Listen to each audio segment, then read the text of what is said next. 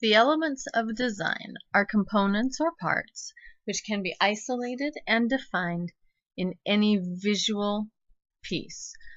They are the structure of the work or the garment or the outfit, the visual tools, or with my kitchen analogy, they're the ingredients. They are the foundation for making all of the textiles and fabrics. Form, one of the first elements of design, is a combination of line, shape, and volume. Form adds dimension to shapes, adds dimension to an outfit. It is the silhouette of the garment, and it's impacted by construction techniques. Space can be positive or negative. Positive and negative space create the designs and the patterns.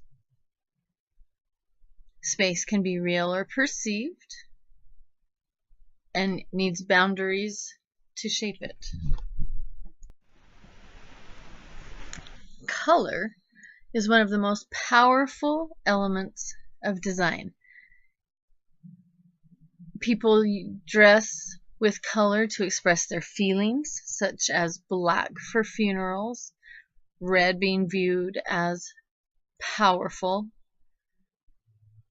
or light blues and pastels with a calming effect. Color can excite and dress up a wardrobe,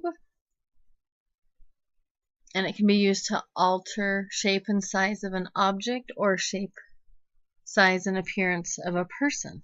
For example, people use certain colors like black to appear more thin.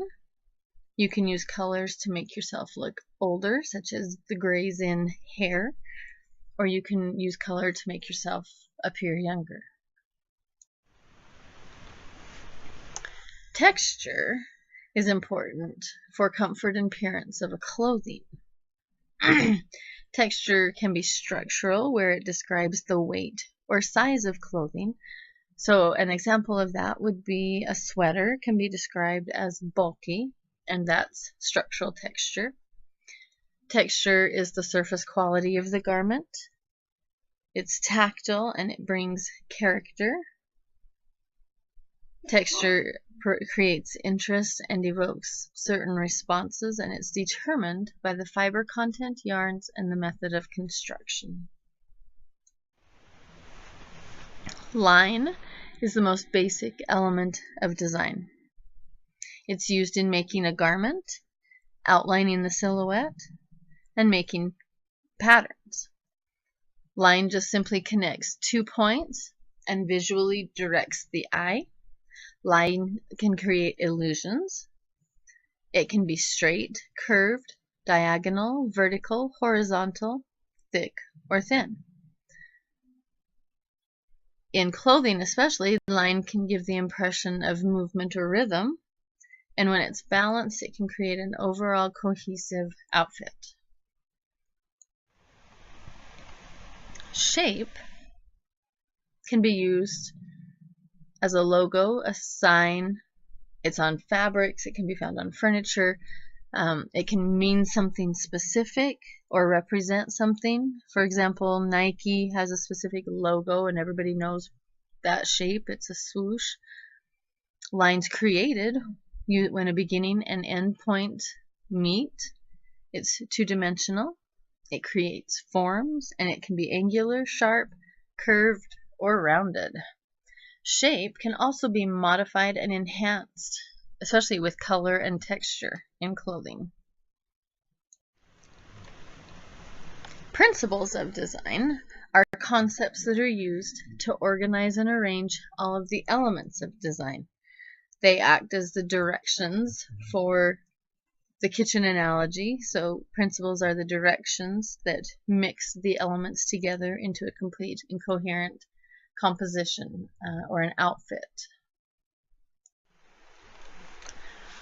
Proportion ensures that the components of a garment and accessories look good together. It's the relationship between a whole object and its parts. When somebody's not in proportion or their outfit is not in proportion, that's usually the first thing that's noticed because proportion is very visual.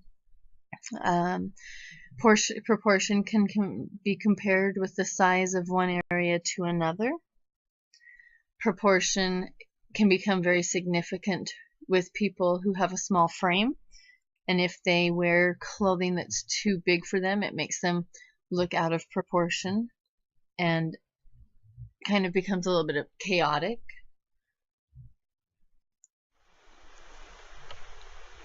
Emphasis is a dominant feature that is the center of attention.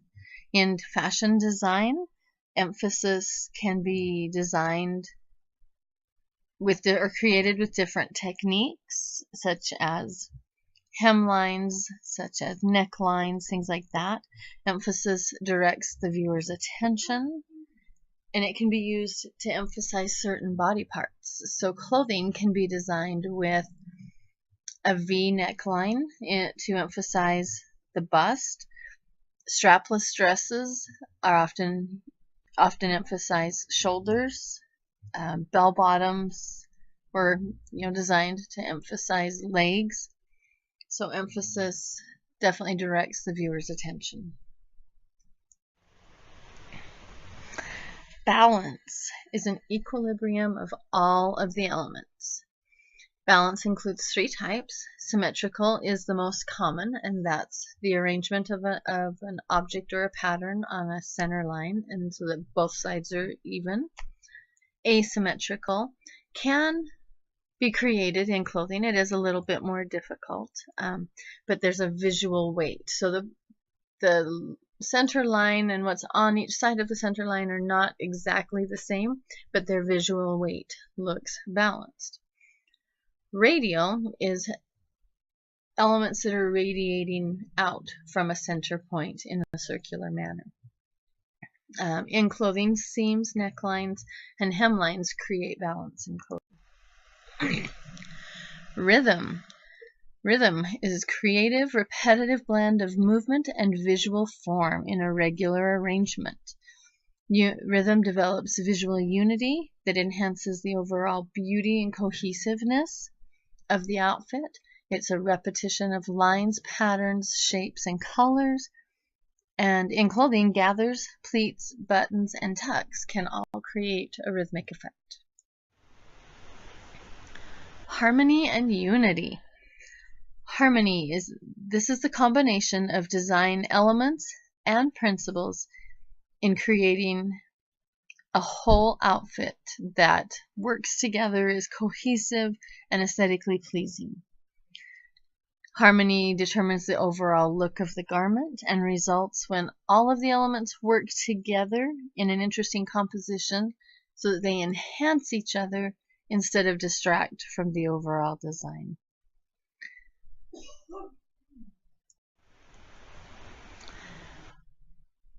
Many outfits use a combination of principles and elements of design. They're all created based on those basic elements, creating the harmony, creating the balance and the cohesiveness. These outfits in these pictures have 6 different elements and principles of design. The top picture utilizes color, texture, rhythm, balance. The middle picture, of the obvious elements that you can see are lines, but if you look at the center line, there's also balance, there's also harmony, there's also rhythm. And in the final picture on the bottom, even though I don't have it listed, the red dress outfit encompasses emphasis. The strapless dress draws attention to the shoulders. This also utilizes patterns, color, harmony, balance, rhythm. So outfits encompass, and garments in whole, when somebody puts an ensemble together encompass multiple combinations of principles and elements. The fashion industry is using Our world technology, today utilizes more. technology in so many different Designers ways. are going away from the The drawing fashion board. industry especially is using software apps that and software that allow a designer to create, manage, store, and sell their designs. sell their Technology is being incorporated online. into We have various pieces of clothing different to help printing with techniques heart for rate our monitoring that utilize to technology. connect to So technology is becoming the a internet very strong and component our of cellular our fashion and other industry. technological devices. One example of technology with the fashion industry is the use of 3D printing. 3D printing is becoming more and more common.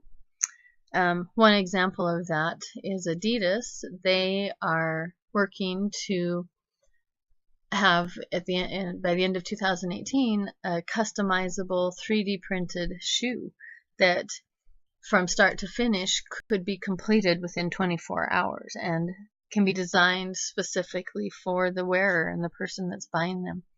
That's another part of technology that is becoming more popular, is the uniqueness and not wanting to mass produce items and to have each person wear a unique item of clothing. And it costs the same to manufacture one item versus 20 items or 300 items. And so 3D printing is a big component of that. The last part of technology is smart clothes. Google is working with Levi to produce a jacket that has conductive threads in it. These conductive threads act like a cell phone in a sense, and that all you have to do is brush a part of the fabric and you can check your time, you can play music, you can access the internet, you can do a voice text. So smart clothes are one of the new up-and-coming technological designs. There's a lot of the sportswears that also have smart clothing in the sense that they monitor heart rates and saturation levels and hydration levels. So technology is definitely becoming a large part of our fashion industry.